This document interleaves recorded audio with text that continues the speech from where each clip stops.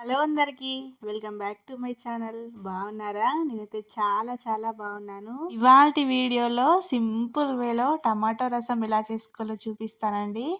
చాలా చాలా టేస్టీగా ఉంటుంది. చూస్తుంటేనే టెంప్టింగ్గా ఉందండి. మరి ఇంకెందుకండి ఆలస్యం, సింపుల్ వేలో మా ఇంట్లో రెగ్యులర్గా చేసుకునే టమాటో రసాన్ని ఎలా చేసుకోవాలో చూపిస్తానండి. వీడియో స్కిప్ చేయకుండా చూసి లాస్ట్లో ఒక లైక్ ఇవ్వండి, మర్చిపోవద్దు. ముందుగా నేనైతే ఇక్కడ ఒక 4 నుంచి 5 టమాటాలు తీసుకున్నాను. పండిన టమాటాలు తీసుకుంటే రసం టేస్ట్ అనేది బాగుంటుంది. చూడండి, తీసేసుకొని ఒకసారి అంతా బాగా నీట్గా వాష్ చేసేసి ఇలా మీడియం సైజులో ముక్కలుగా కట్ చేసుకొని పెట్టుకున్నానండి. మీకు ఏ సైజులో కొనాలనుకుంటే ఆ సైజులో కట్ చేసుకోవచ్చు. ఇలా కట్ చేసుకోవడం వల్ల త్వరగా ఉడికిపోతాయి. చూడండి, కట్ చేసేసుకున్న టమాటా ముక్కలన్నీ ఒక బౌల్లోకి వేసేసుకొని అందులోకి కొద్దిగా ఉప్పు వేసేసుకుందాం. ఒక 2 టీ స్పూన్స్ దాకా వేసేసుకొని కొద్దిగా చింతపండు కూడా వేసేసి వాటర్ పోసేసుకోండి. మునిగేంత వాటర్ పోసేసి మీరు చారు ఎంతైతే చేసుకోవాలనుకుంటారో అంత వాటర్ వేసేసుకొని స్టవ్ పైన పెట్టేసి స్టవ్ ఆన్ చేసేసి ఈ టమాటో ముక్కల్ని మెత్తగా ఉడికించుకోవాలండి.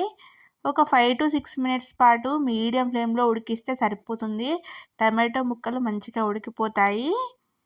ఈ ప్రాసెస్ కుక్కర్లో కూడా చేసుకోవచ్చు. కుక్కర్లో చేసేసుకుంటే 2 విజిల్స్లో అయితే చక్కగా ఉడికిపోతాయండి. చూడండి, మొత్తం అంతా కంప్లీట్గా చల్లారబెట్టుకోవాలి. ఉడికిపోయిన తర్వాత చల్లారిన తర్వాత చూడండి, టమాటో ముక్కల్ని ఇలా మంచిగా మ్యాష్ చేసేస్తూ అందులో నుండి రసాన్ని అంతా తీసేసుకోవాలండి.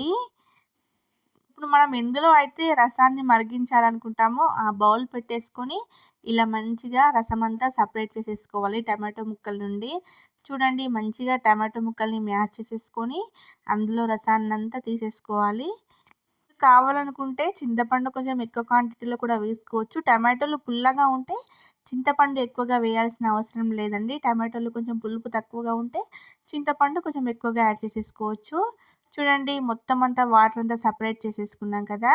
ఇప్పుడు ఇందులో నుండి నేను సగం పిప్పి వేస్తున్నానండి టమాటో ముక్కలు. అలా టమాటోలు కనిపిస్తూ ఉంటే బాగుంటుందని వేస్తున్నాను. మీరు నచ్చితే వేసుకోవచ్చు, లేకపోతే స్కిప్ చేయొచ్చు.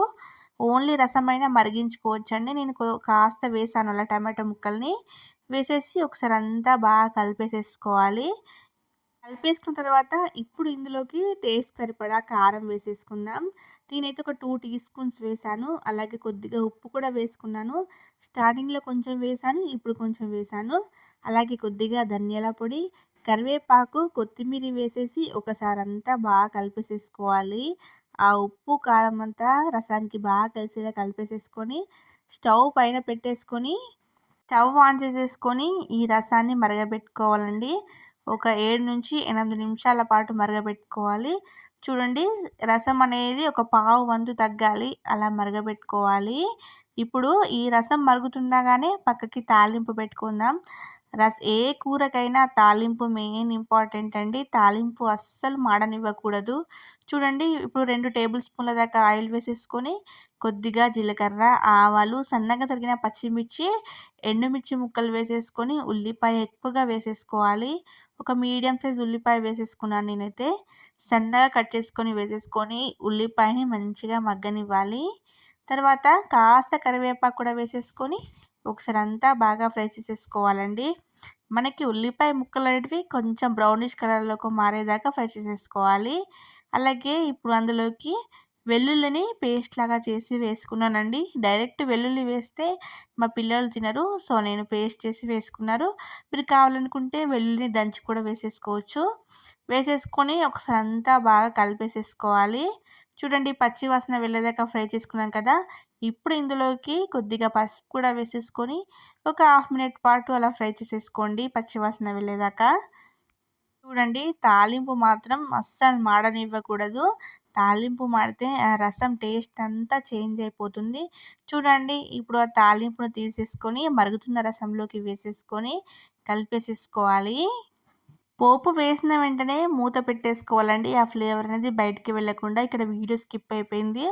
చూడండి, ఇలా మంచిగా కలిపేసేసుకోవాలి. తాలింపు వేసిన తర్వాత ఒక హాఫ్ మినిట్ పాటు అలా రసాన్ని మరిగించుకోవాలండి. ఎక్కువసేపు మరిగించకూడదు, ఆ ఫ్లేవర్ అంతా వెళ్ళిపోతుంది. ఫైనల్గా చూడండి, ఇక్కడ కాస్త అలా కొత్తిమీర చల్లేసుకోండి. కొత్తిమీర ఫ్లేవర్ అనేది చాలా చాలా బాగుంటుంది. ఉంటే వేసుకోండి, లేకపోతే స్కిప్ చేయొచ్చు. కొత్తిమీర వేసేసిన తర్వాత ఒకసారి అంతా బాగా కలిపేసేసుకుంటే అద్దరిపోయే టమాటో చారు రెడీ అయిపోతుందండి. ఒక్కసారి ఇలా టమాటో చారు చేయండి, గ్లాసుల్లో పోసుకొని తాగుతారు, అంత బాగుంటుంది. వేడి వేడి అన్నంలో కాస్త ఈ చారు వేసేసుకొని ఒక ఆమ్లెట్ వేసుకొని తింటే ఉంటుంది అద్భుతః. ఇంకెందుకండి ఆలస్యం, మరి మీకు ఈ రసం నచ్చితే కంపల్సరీ ట్రై చేస్తారా?